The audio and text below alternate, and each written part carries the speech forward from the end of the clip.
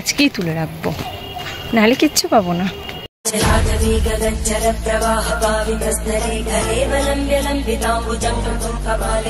Hello friends, welcome back to my channel প্রিয়ার গৃহিণী। Good morning সবাইকে।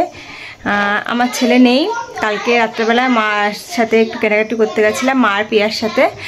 সেখান থেকে মা বললো নিয়ে যাই, আজকে পরীক্ষা যখন শেষই হয়ে গেছে তাহলে নিয়ে যাই, তাই নিয়ে চলে গেল। আর মনটা একটু খারাপ লাগছে ওর জন্য, যেহেতু ও সবসময় থাকে তো, আর বাড়িতে থাকলে মা মা মা মা করে রান্নাঘরে বারবার করে যায়, ও না থাকলে মনটা ভীষণ খারাপ লাগে।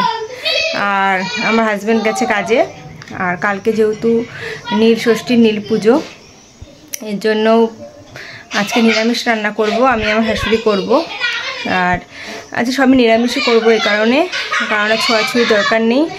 আর আমি খাই, নিরামিষই খাই, আমি লুচি ফুচিটা খেয়ে থাকতে পারি না দুপুরবেলায়, ওই জন্য আমি সেদ্ধ ভাতটা খাই। আর রাত্রেবেলায় তো ওই আতপ চালের ফেনা ভাত বা ওই যাই হোক এক সেদ্ধ ভাত খাবো রাত্রেবেলায়। আর যাই হোক, তোমাদের সাথে কথা কাজবাজ করে নিই। আর দেখো সকাল সকাল কাস্টমার এসছে, বিছনা পুরো এলোমেলো হয়ে রয়েছে, কালকে হয়ে গেছে।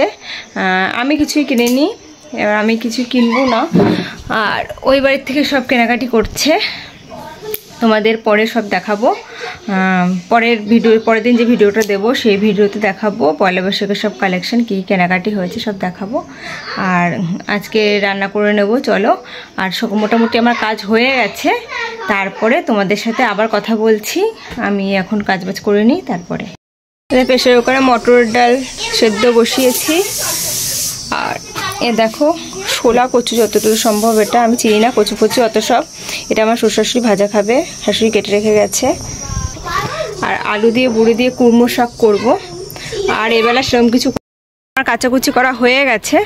আর এই দেখো সব, আজকে দেখো মেঘলা ওয়েদার, পুরোটাই মেঘলা ওয়েদার, একদমই মেঘলা।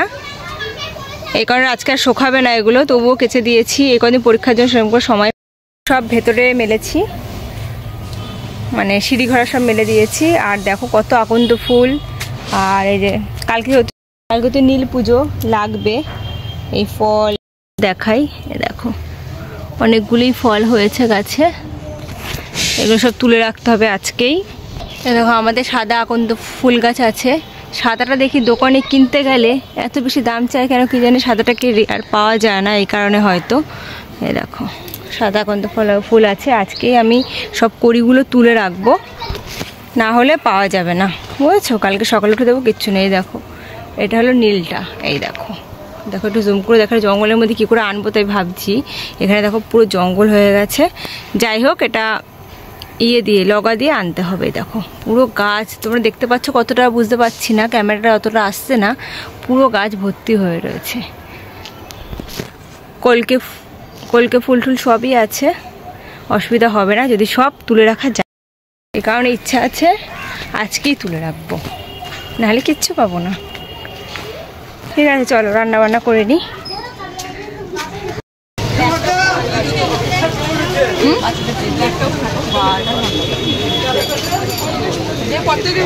ওয়াও, এই যে এগুলোই চাইছি।